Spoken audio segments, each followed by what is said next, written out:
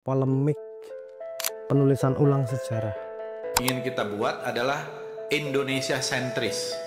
Jadi perspektif Indonesia. Karena dalam perspektif Belanda, jangan sampai ada yang kemudian dihilangkan karenanya sejarah ya tetap sejarah. Dan tidak ditulis dengan cara yang sungguh-sungguh, baik secara prinsip maupun metodologis, maka dia berpotensi ya memberikan satu pengajaran yang Tentu Pak Menteri yang paling tahu, kata beliau. Terima kasih.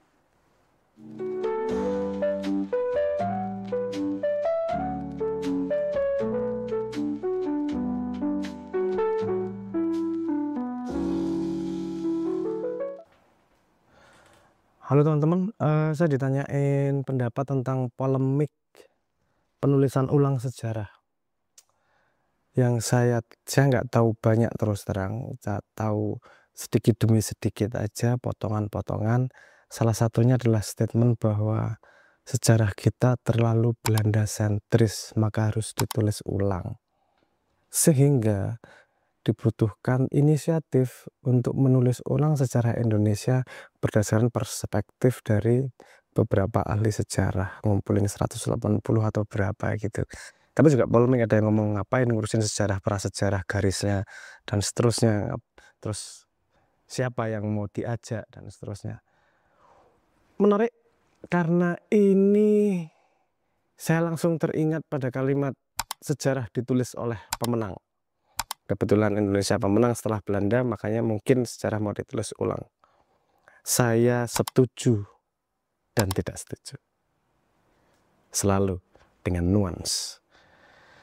Alasannya adalah ketika sejarah ditulis Belanda sentris dan harus diperbaiki, saya setuju.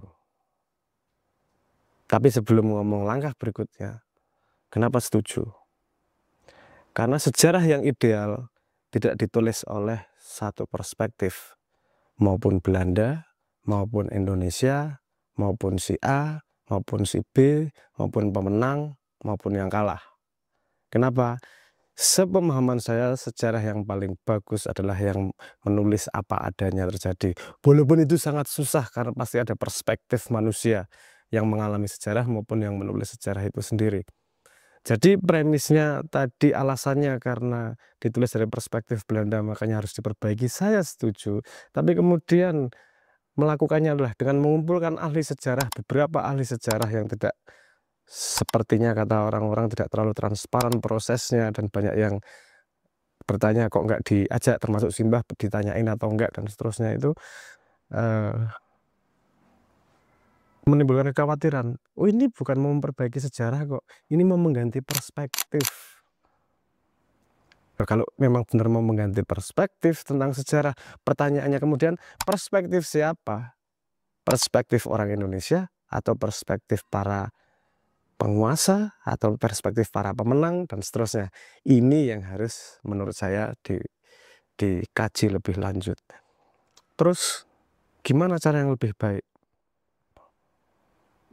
Mungkin kalau inisiatif ini terjadi 30 tahun yang lalu, mengumpulkan ahli sejarah se-Indonesia, nggak hanya 180 ya, se-Indonesia, itu make sense. Weak point-nya adalah ketika banyak perspektif datang, gimana menyatuinya?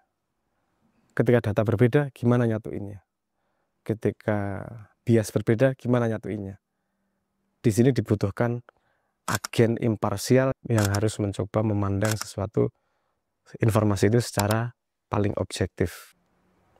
Belajar dari sejarah, kita mengulangi kesalahan yang sama. Analogi loose, analogi yang tidak terlalu tajam, tapi analogi bisa dipakai. Zaman Belanda dulu kita melawan penjajah dengan bambu runcing, kata ceritanya gitu, kata sejarah. Dan musuh Belanda menggunakan senjata api. Kita ketinggalan teknologi. Analogi yang sama. Mau nulis sejarah seobjektif mungkin, kusnudonya seperti itu, tapi menggunakan bambu runcing.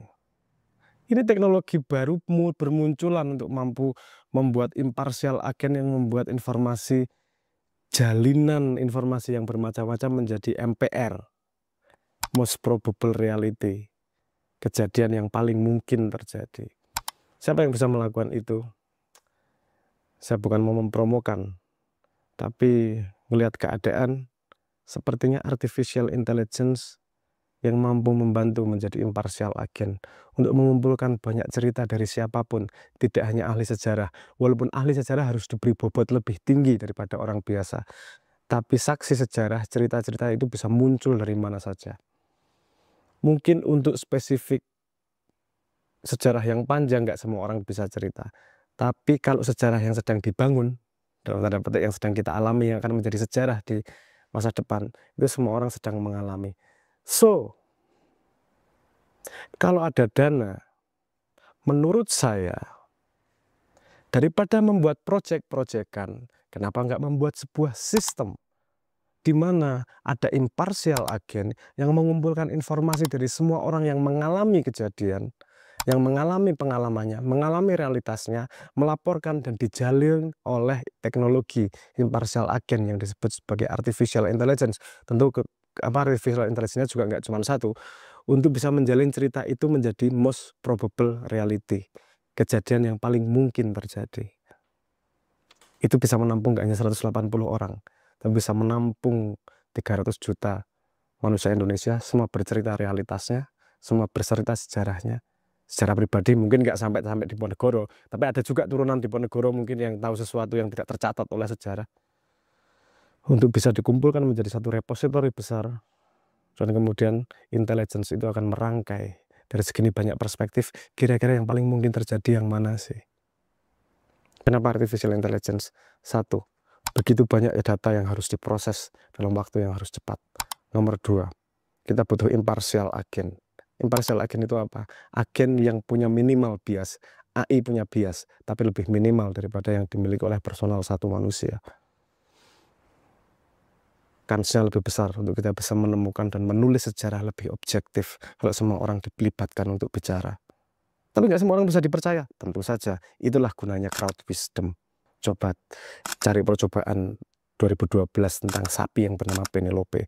Itu membuktikan bahwa crowd wisdom itu lebih akurat daripada mesin tercanggih sekalipun, ataupun bias dari segelintir orang. So, rekomendasi saya, pendapat saya tentang menulis ulang sejarah, alasannya bagus, yang ditulis dalam perspektif. Actionnya menurut saya tidak bagus. Kenapa? Karena hanya mengulangi perbedaan perspektif. Apa sih yang kita cari? Yang kita cari, apakah pengen nulis sejarah untuk membentuk realitas palsu baru, realitas bias baru di generasi kita, atau kita mau mencoba mencari kebenaran yang paling benar? Kalau memang tujuannya untuk membuat perspektif baru sesuai dengan pandangan para pemenang, sekarang yang dilakukan adalah benar. Tapi kalau yang dituju adalah mencari paling objektif sejarahnya sebenarnya seperti apa, yang dibangun bukanlah proyek, yang dibangun adalah sistem. Karena itu tidak hanya berguna untuk menulis sejarah masa lalu, tapi juga disiapkan untuk menulis sejarah di masa depan. Biarkan rakyat punya narasi sendiri. Bukan lagi pemenang yang menulis sejarah, tapi pelaku yang menulis sejarah. Belum ada di dunia. Kalau memang mau benar-benar breakthrough, tidak hanya idenya, eksekusinya, tidak hanya untuk masa lalu, tapi juga untuk masa depan. Hanya usulan. Tentu Pak Menteri yang paling tahu, kata beliau. Terima kasih.